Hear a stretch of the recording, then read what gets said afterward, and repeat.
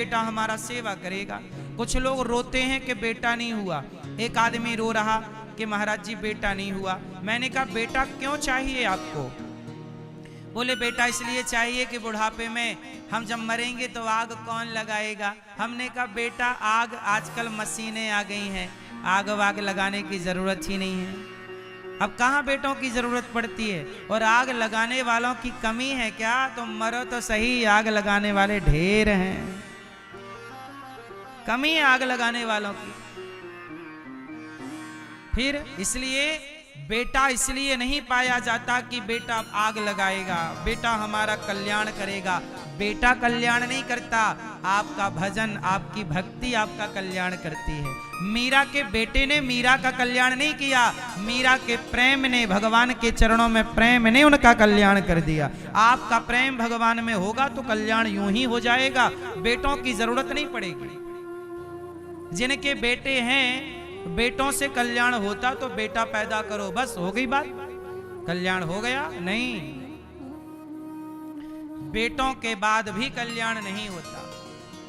अजामिल के 10 बेटे थे पर कल्याण बेटे से नहीं हुआ। आखिरी में जब नाम भगवान का पुकारा तो कल्याण हुआ। दूरे क्रीडन का सक्तम पुत्रम नारायणा वयम प्लावितेन स्वरेणोच्चैराजुहावा जितेंद्रिय। बेटों से कल्याण किसी का नहीं हुआ, सबका कल्याण भगवान से हुआ। हाँ, इतना है कि अजामिल के बेटे का नाम नारायण था तो मरते समय बेटे को पुकारा पर नारायण नाम निकल आया तो कल्याण हो गया। पर बेटे से कल्याण तो नहीं हुआ, कल्याण तो भगवान के नाम से ही हुआ। तो कहने का अर्थ ये है कि तुम्हारे बेटे 10 भी होंगे तो कल्याण बेटों से ना होगा। जब भी कल्याण होगा तो भगवान के भजन से ही तुम्हारा कल्याण होगा, भगवत प्रेम से ही कल्याण होगा। इसलिए कल्याण करना है तो नाम जप करो, सत्संग करो और प्रेम से धाम का वास करो। बेटा बेटी का जिम्मेदारी, अब ये नहीं कि बेटों को छोड़ के आप आ जाओ, नहीं, बेटों के संग रहो। हमारे सनातन ने कितनी अच्छी व्यवस्था बनाई, 4 भागों को जीवन में डिवाइड कर दिया, बांट दिया। 4, पहला ब्रह्मचर्य आश्रम, दूसरा गृहस्थाश्रम, तीसरा वानप्रस्थाश्रम, चौथा सन्यास। बेटा बेटी की जिम्मेदारी कब तक होती है? जब तक बेटी का विवाह ना हो। जब बेटी का विवाह हो जाए, बेटे का विवाह हो जाए तो बेटी और बेटों का विवाह होते ही आप गृहस्थ की जिम्मेदारी से मुक्त हो गए। हो गए कि नहीं? बोलो हाँ। बेटा और बेटी का विवाह करते करते आप लोग थोड़े से बूढ़े भी हो जाते हैं और बेटी बेटों के विवाह से मुक्त हो गए। अब बचा हुआ जीवन अब पूरा भगवान को सौंप दो। पहले का जीवन आपने जिम्मेदारियों को सौंपा, जिम्मेदारियां निभाओ। बेटा बेटी का विवाह करो, पढ़ा लिखा के बच्चों को योग्य बना दो और बाकी बुढ़ापे का आखिरी जो समय है पूरा भगवान के चरणों में समर्पित कर दो। अब समस्या तो ये है कि जो समय भजन के लिए होना चाहिए, बूढ़े बूढ़े कितने लोग हैं जो एक्सपायरी डेट के हो गए फिर भी जुआ खेल रहे हैं, बूढ़े लोग ताश खेल रहे हैं। ये कोई बुढ़ापे की सार्थकता है? इससे कल्याण होगा आपका? इसलिए अपनी गति ना बिगाड़ो। क्यों मैया? अब आप लोग बूढ़ी बूढ़ी मैया हो गई हो, सवेरे जल्दी जाग जाया करो, गांव की एक प्रभात फेरी निकाला करो, 4-6 महिलाएं इकट्ठी हो जाओ, बूढ़े बूढ़े पुरुष लोग इकट्ठे हो, प्रभात फेरियां निकाला करो। श्री कृष्ण गोविंद हरे मुरारी हे नाथ नारायण वासुदेव कीर्तन। प्रभात फेरियां जानते हो कि भूल गए? क्या होती है प्रभात फेरी? सवेरे से पूरे गली मोहल्ले में कीर्तन करते हुए भ्रमण करना, ये प्रभात फेरियां करो। आजकल प्रभात फेरियां बंद हो गई। अरे प्रभात फेरियां तो छोड़ो स्वामी जी, आज के युग में मंदिरों में घंटा इलेक्ट्रिक वाले आ गए हैं, बटन दबाओ टन टन टन टन टन टन टन टन चलता रहता। क्यों? मंदिरों में घंटा बजाने वाला कोई नहीं पहुंच रहा है। शाम हो गई तो शराब की दुकान में भीड़ लग गई। शाम हो गई तो शराब की दुकान में भीड़ लग गई और मंदिर में, हाँ मंदिर सूना सूना रहेगा, भरी रहेंगी मधुशाला, पिता के संग भरी सभा में नाचेगी घर की बाला। ऐसा कन्या दान पिता ही कन्या का धन खाएगा, रामचंद्र कह गए सिया से ऐसा कलयुग आएगा। कैसा कलयुग? मंदिर सूना सूना रहेगा। शाम हो गई पर मंदिर में कोई घंटा बजाने वाला और क्या भरी है? मंदिर सूना सूना रहेगा, भरी रहेंगी मधुशाला। मधुशाला, मधुशाला समझते हैं क्या होती है? शराब की दुकान भरी है, लाइन लगी है। अच्छा, प्रयागराज में शराब होती बिकती है कि नहीं है? यहां भी शराब है। आप लोग मैया पीती हो? नहीं? अच्छा है आप लोग नहीं पीती हो। हमने सुना है कलयुग में कुछ मैयाएं भी शराब पीने लग गई हैं। ये बात सुनी है, सही है कि गलत है? आप बताओ। सही है? आपकी पड़ोसन पीती है क्या? नहीं। मंदिर सूना सूना रहेगा, भरी रहेंगी मधुशाला, पिता के संग भरी सभा में नाचेगी घर की बाला। ऐसा कन्या दान पिता ही कन्या का धन खाएगा, रामचंद्र कह गए सिया से ऐसा कलयुग आएगा। तो रामचंद्र कह गए सिया से ऐसा कलयुग आएगा।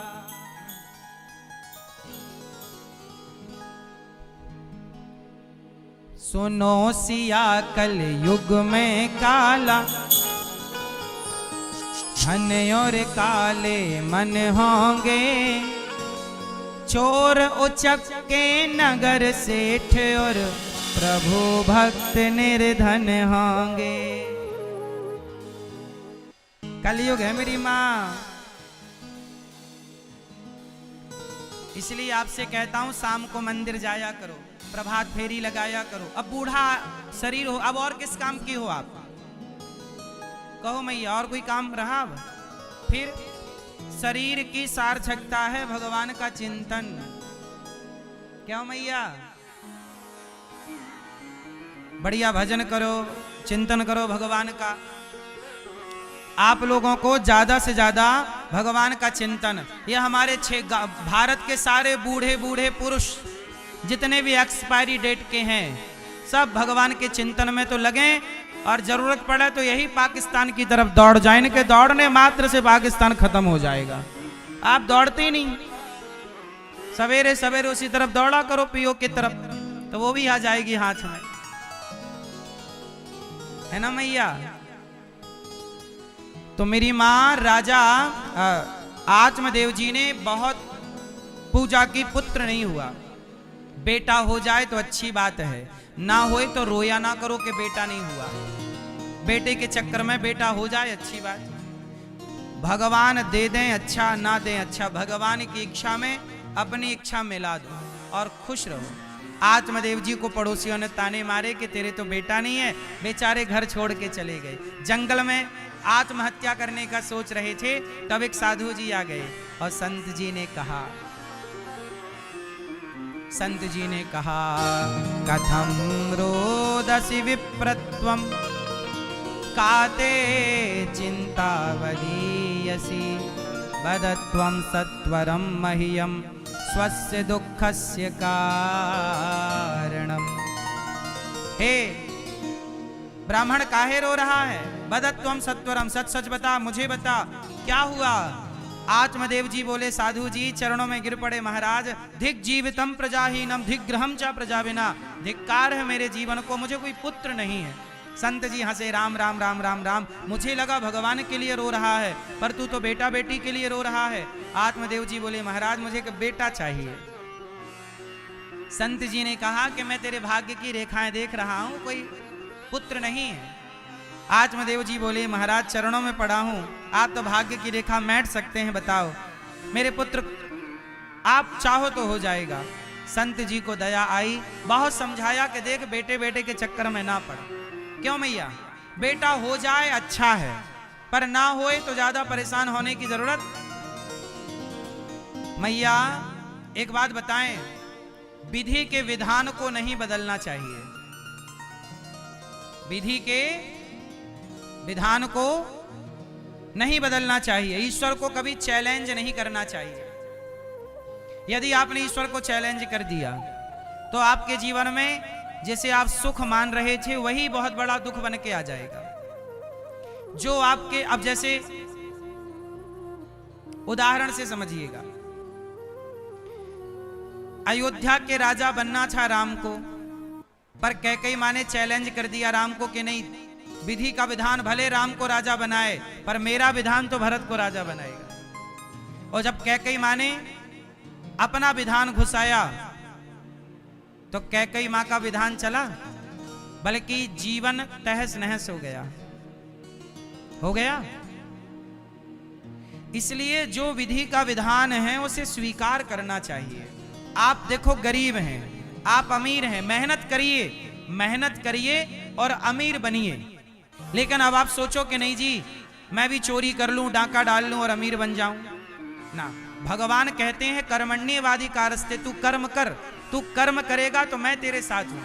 पर तू बाईपास अपनाएगा कि नहीं जी चोरी करके माला माल हो जाते हैं तो सर्वनाश हो जाएगा। रावण ने चोरी की, इतना बड़ा ज्ञानी होकर, इतना बड़ा पंडित होकर पराई औरत चुरा ली, चोरी की, सर्वनाश हो गया कि नहीं? बोलो हाँ मैया, रावण ने चोरी की, सर्वनाश हुआ कि नहीं? तो जब रावण जैसे ज्ञानी विद्वान चोरी करके सर्वनाश को पाएंगे तो तेरा क्या होगा मेरी मां? इसलिए चोरी नहीं, गलत रास्ता नहीं। यदि गलत रास्ता विद्वान ने भी चुना, रावण विद्वान है, रावण पंडित है, रावण ज्ञानी है, रावण भक्त है, सब कुछ है, पर रास्ता गलत चुन लिया तो आज तक पुतले जल रहे हैं। इसलिए आप गलती ना करना। इतिहास हमारा दर्पण है, हमें सीखना है कि जो गलती उन्होंने की वो गलती हमें नहीं करना। आज रावण का नाम इतिहास में लिखा गया चुराने के लिए, सीता मां को चुराने। यदि आप ऐसा करोगे तो कल आपका भी नाम लिखा जाएगा, आपके अड़ोस पड़ोस में आपका उदाहरण दिया जाएगा कि देखो उसने ऐसा किया तो क्या हुआ। इसलिए ये सबक है, सीख है। बात समझ में आ रही है कि आप सीधा सीधा काम करो, कर्म करो, मेहनत करो, पैसे कमाओ, पर गलत तरीका नहीं। गलत तरीका ईश्वर को चैलेंज। रावण ने सीता मां को चुरा के राम को क्या दे दिया? चैलेंज कर दिया कि देखो मैंने चुरा लिया आपकी पत्नी को। एक बात बताओ, रावण के भाग्य में यदि सीता माता होती तो पहले ही ना मिल जाती, वो राम के पास क्यों जाती? जो तुम्हारे भाग्य का है वो तुम्हें मिल चुका है। बोलो हाँ, तुम्हारे भाग्य की पत्नी तुम्हारे पास है, तुम्हारे भाग्य का पति तुम्हारे पास है, तुम्हारे भाग्य का धन तुम्हारे पास है। अब हुआ क्या कि दुर्योधन ने पांडवों का धन जुए में जीत लिया। बोलो हाँ, जुआ खेला षड्यंत्र से। किसने? कौरवों ने। पांडवों को बुलाया, चलो जुआ खेलते हैं। जुआ खेला और जुआ षड्यंत्र से खेल के पांडवों का जो इंद्रप्रस्थ थी सारा जीत लिया। और जीत करके क्या बोला कि अब मैं राजा। और भरी सभा में द्रौपदी के कपड़े उतारने की आज्ञा दे दी। उतारो कपड़े दुशासन लगा उतारने के लिए द्रौपदी के कपड़े। अब मुझे आप लोग एक बात बताओ कि दुर्योधन तो खुद राजा है, कहां का? हस्तिनापुर का। लेकिन अपने धन से इसे संतुष्टि नहीं है, यह दूसरों का धन हड़पना चाहता है। और जब आप दूसरों का धन हड़पना चाहते हैं, दुर्योधन का सर्वनाश क्यों हुआ? क्योंकि इनके अंदर जरूरत से ज्यादा लालच आ गया कि मैं इनका भी हड़पने वालों का क्या होगा? उदाहरण दुर्योधन है, सर्वनाश हुआ। धृतराष्ट्र के 100 पुत्रों में एक ना बचा, कोई पानी देने वाला, बस मेरी मां। तुम दूसरों का धन क्यों हड़पना चाहती हो या चाहते हो? जो आपका है उसमें खुश रहिए ना, मेहनत करके कमाओ। जब आप दूसरों के साथ गलत करेंगे तो याद रखना परिणाम वही होगा जो दुर्योधन के साथ हुआ। आजकल लोगों को लगता है इसका भी चुरा लूं, इसका भी छीन लूं, इसका भी हड़प लूं। ना साहब, कोई ना देखे पर ईश्वर तो देख रहा है। बोलो हां, परिणाम बुरा हुआ कि नहीं? दुर्योधन ने पांडवों का धन हड़प लिया। केवल धन नहीं हड़पा, पांडवों की पत्नी भी हड़प ली। आज से ये मेरी दासी है, कपड़े उतारो इसके। अच्छा एक बात बताओ, महाभारत क्यों हुआ था? क्यों हुआ था? मैया, ओ मेरी मां, महाभारत क्यों हुआ मेरी मां? क्यों? किसकी गलती से हुआ? टोपी वाले भैया, महाभारत किसकी गलती से हुआ?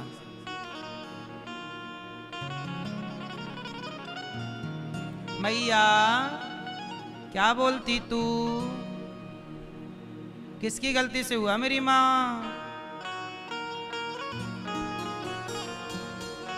सुनो, महाभारत हुआ, भगवान कृष्ण गए थे शांति का प्रस्ताव लेकर, दुर्योधन 5 गांव दे दो। दुर्योधन वह भी दे ना सका, आशीष समाज का ले ना सका, उल्टे हरि को बांधने चला, जो था असाध्य साधने चला। जब नाश मनुज पर छाता है, पहले विवेक मर जाता है, विनाश काले विपरीत बुद्धि, इसी को कहते हैं। दुर्योधन से भगवान ने कितने गांव मांगे? जोर से। यदि 5 गांव दे देता तो क्या महाभारत होता? नहीं होता। इसका मतलब यह है मैया कि दुर्योधन के लालच के कारण पांडवों का हक पांडवों को मिल जाता तो महाभारत ना होता, और पूरा हक भी ना सही 5 गांव पर नहीं दिया। जब आप दूसरों का धन हड़प लेते हैं तो फिर क्या होता है? तो आप लोग महाभारत चाहते हैं कि नहीं?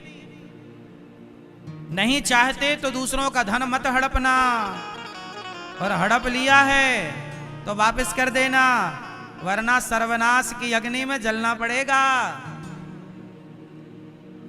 बोलो हाँ, ईश्वर के घर देर है, God mills grind slow but sure.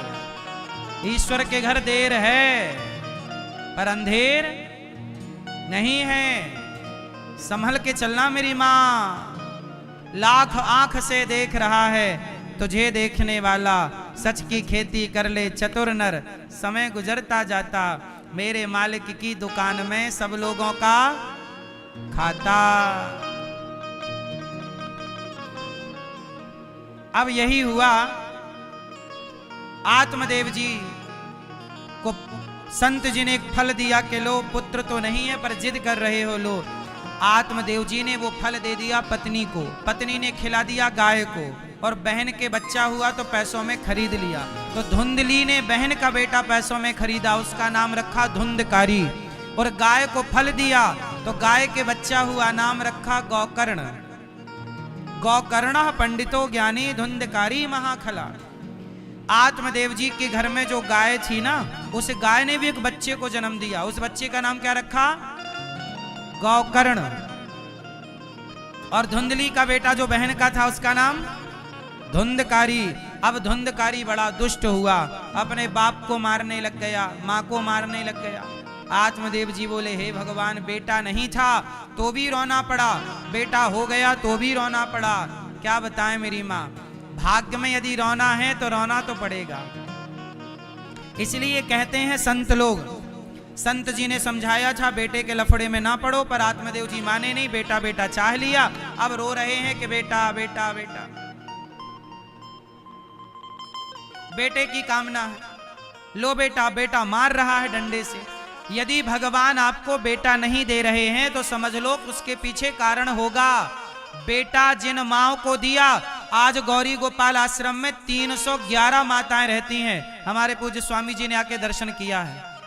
Gauri Gopal आश्रम में 300 माएं हैं, 311। वो माएं जिन माओं के बेटा है, किसी माँ के 2 बेटा, किसी माँ के 4 बेटा, 4 बेटे हैं, किसी के 2 बेटे हैं, किसी के 5 बेटे हैं, पर एक रोटी देने का आसरा नहीं है, एक रोटी नहीं देते। बेटों से सुख मिल जाएगा, इस बात की गारंटी कौन लेगा? 2 बेटों से मिल जाएगा, आप कहते हो एक ही हो जाए, अरे एक तो छोड़ो, 5 बेटों से भी सुख मिलेगा, इसकी गारंटी कौन लेगा?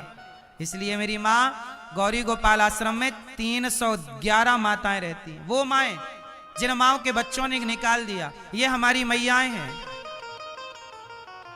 एक मैया को आंखों में दिखता नहीं है, बेटा छोड़ के चला गया। एक माँ की मृत्यु हुई, हमने बेटों को फोन लगाया कि बेटा तुम्हारी माँ की मृत्यु हो गई है, आओ माँ का अंतिम संस्कार तो कर दो, कंधा तो दे दो, माँ की अर्थी को कंधा। बेटे ने मना कर दिया, महाराज जी हम नहीं आएंगे। तब माँ को कंधा भी दास अनिरुद्ध ने दिया और माँ की 13वीं भी गौरी गोपाल आश्रम में ही हुई। गौरी गोपाल आश्रम में जो माएँ रहती हैं, आपसे बस मेरी यही प्रार्थना है कि आप भी उन माओं का बेटा बनकर, बेटी बनकर साथ दीजिए। ये माघ का महीना चल रहा है, आप भी माओं को भोजन करा सकते हैं कि आज का भोजन वृद्ध माओं को आपकी ओर से होगा। आज का नाश्ता माताओं को आप अपनी ओर से करा सकते हैं कि आज के नाश्ते की सेवा आपकी ओर से। गौरी गोपाल आश्रम में हजारों संतों का भोजन पर डे होता है। अन्न क्षेत्र चलता है 12 महीने और 24 घंटे। अभी भी वृंदावन में गौरी गोपाल अन्न क्षेत्र चल रहा है। हजारों साधु संत आते हैं, अन्न क्षेत्र में भोजन पाते हैं। एक दिन का अन्न क्षेत्र आप भी बंटवाइए कि आप भी हजारों साधु संतों को भोजन देंगे। ऐसे ही अन्न क्षेत्र यहाँ प्रयागराज में भी माघ मेला में भी चल रहा है। यहाँ भी हजारों भक्त लोग जो दर्शनार्थी हैं, श्रद्धा की डुबकी लगाने संगम में आए हैं। आप लोग नहीं आ सकते प्रयागराज, तो जो डुबकी लगाने आए हैं उनको अपनी ओर से अन्नदान करके अन्न सेवा करिए। और ये हजारों भक्तों के लिए जो यहाँ प्रयागराज के मेले में जो अन्न क्षेत्र बट रहा है, इसमें आप भी सहयोगी बने। एक दिन का भोजन, एक दिन की सेवा आप करें, क्योंकि आप सबके सहयोग से ही ये सब कार्य चलते हैं। आत्मदेव जी ने खूब बेटे से कहा कि बेटा मुझे क्यों मार रहे हो?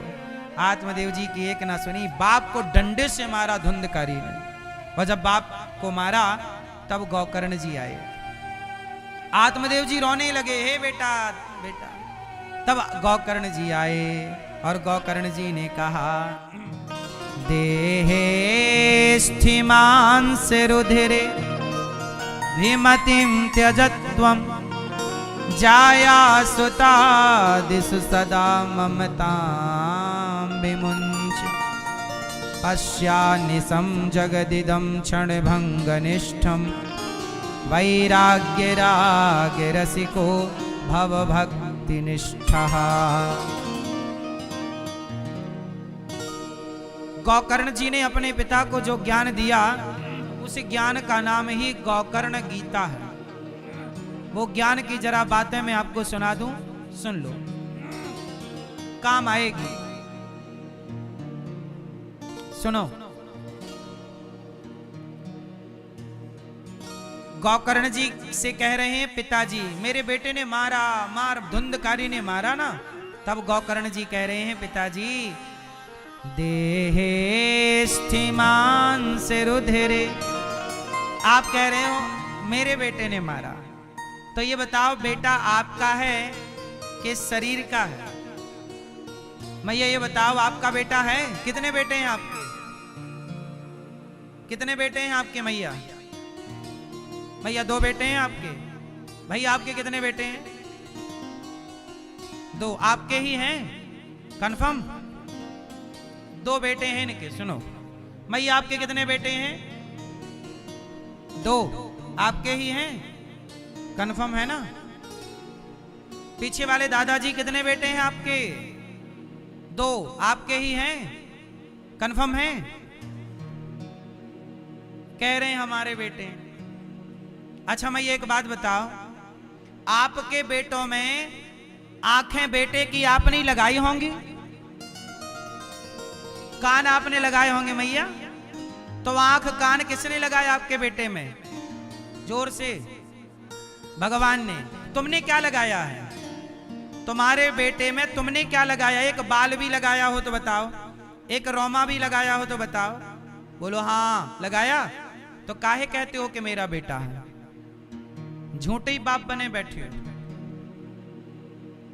सरकार सच्चाई यही है कि संसार का हर बाप झूठा है, सच्चा बाप तो भगवान ही है सबके। वही ना आंख दिए हैं, वही ना पांव दिए, वो ना देते तो आपका बेटा क्या करता? तुम्हारे बेटे को आंख किसने दी? कान किसने दिया? जीवन किसने दिया? तुम्हारे पेट से मरा हुआ बेटा निकलता तो तुम क्या कर लेती मेरी माँ? तुम्हारे बेटा यदि जीवन जीवित निकला है तो उसको जीवन देने वाला कौन? आपके बेटे को जीवन आपने दिया कि भगवान ने? तो फिर बेटा आपका हुआ कि भगवान का? भगवान का बेटा है, भगवान की बेटी है, लेकिन आप लोग कहते हो मेरा है। क्या लगाया तुमने? एक रोमा भी लगाया हो तो बताओ। फिर दिया लिया कुछ नहीं और बस मेरा है। इसी अभिमान से उतरना है कि मेरा बेटा। बेटा मेरा नहीं है, बेटी मेरी नहीं है, तो कौन मेरा है? मेरे तो गिरधर गोपाल, दूसरो ना कोई, भगवान मेरे, भगवान मेरे हैं। ये तो आप नहीं कह रहे हैं बेटा मेरा है, ये कह रहे हैं। वो सच्चाई यही है मेरी मां के बेटा आपका नहीं है। है? चलो छोड़ो बेटा, ये बताओ ये शरीर आपका है? जिस शरीर में आप रहते हो मैया, ये शरीर किसका है? यह आंख आपकी है? यदि आंख आपकी है तो बुढ़ापे में कम दिखने लगा, आपने रोका क्यों नहीं? कान आपके थे तो बुढ़ापे में कम सुनने लगा, रोका क्यों नहीं? पैर आपके थे तो बुढ़ापे में कम चलने लग गए, दर्द होने लग गया, रोका? अच्छा ये बताओ मैया, आप बूढ़ी हो गई, जीवन शरीर आपका था तो आपने शरीर को बुढ़ा क्यों होने दिया? इसका मतलब शरीर भी आपका, सच बताओ स्वामी जी, शरीर में आपका हमारा कोई जोर चलता है? कोई नहीं चाहता कि हम बुढ़े हो जाएं, पर सबको बुढ़ा होना पड़ रहा है कि नहीं? इसका मतलब शरीर हमारा कोई है जो इस शरीर का स्वामी है, कोई है जो इस शरीर का मालिक है, जो इसे लड़कपन से जवान कर रहा है और जवानी से बुढ़ापे की ओर ले जा रहा है और बुढ़ापे से जर्जरता की ओर और मृत्यु की ओर ले जा रहा। बोलो हाँ, आपका शरीर आपका जीवन भी किसी के अधीन है। इसका मतलब आप नाचने वाले हैं, कोई है जो आपको नचा रहा है। बोलो हाँ, सबही नचावत राम गोसाई, सबको राम नचा। जरा सोचो मेरी माँ कि शरीर आपका नहीं है। बताओ शरीर आपका है क्या? जिसका नहीं है वो हाथ उठाए। शरीर किस किस का नहीं है? जब ये शरीर आपका नहीं है तो शरीर से संबंध रखने वाले बेटा बेटी जगत के लोग आपके कैसे हो सकते हैं मेरी माँ? शरीर आपका है तो फिर शरीर से संबंधी लोग आपके होंगे। शरीर ही अपना नहीं है। ये शरीर कैसा है? हाँ, ये जिंदगी एक किराए का घर है। ये जिंदगी क्या है? हाँ, ऐ मन मुसाफिर निकलना पड़ेगा, काया कुटी घर खाली करना पड़ेगा। भाड़े के क्वार्टर को क्या तू संभाले, जिस दिन तेरे घर का मालिक निकाले। आएगा नोटिस जमानत न होगी, गर तेरे पल्लू अमानत न होगी। होकर कैद तुझे जाना पड़ेगा, काया कुटी घर खाली करना पड़ेगा। हाँ, जिंदगी एक किराए का घर है, एक न एक दिन बदलना पड़ेगा। मौत जब तुमको को आवाज देगी,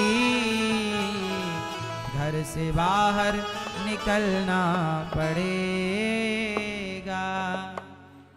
जिंदगी कैसी है, आपका जीवन कैसा है, मैया मोबाइल पे सर्च कर तो संत लोग आपसे रोटी लेकर आपकी रोटी लौटा देते हैं। भाई साहब ये लो, तेरा तुझको अर्पण क्या लागे मेरा।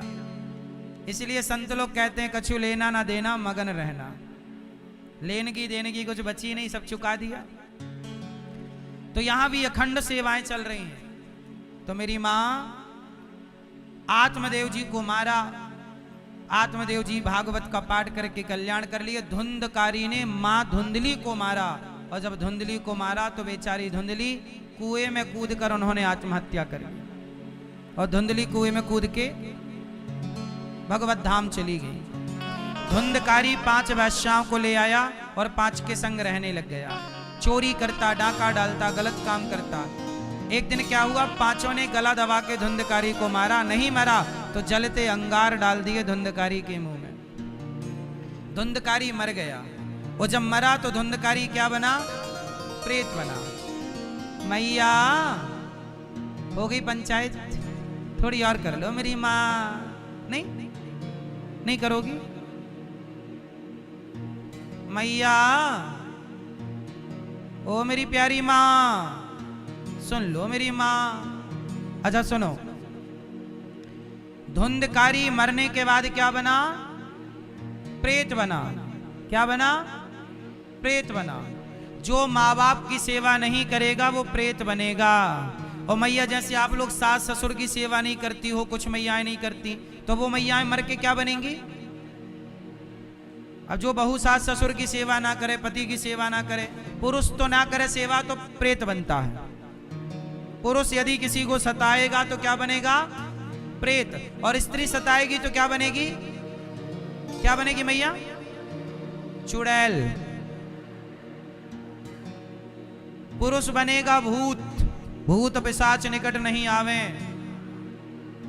और स्त्रियां यदि सताओगी, जैसे आप सास को सताओगी, ससुर को सताओगी, पति को मारोगी, तो मर के क्या बनोगी, चुड़ैल। तो आपको चुड़ैल बनना है, नहीं बनना तो सास के पांव में तेल लगाया करो, पति की सेवा किया करो, खूब सेवा करो प्रेम से, पर चुड़ैल नहीं बनोगी, वरना फिर बनोगी चुड़ैल, है ना। सबको कर्म दंड तो भोगना ही पड़ता है ना मेरी माँ। अवश्यमेव भोक्तव्यम कृतम कर्म शुभाशुभम।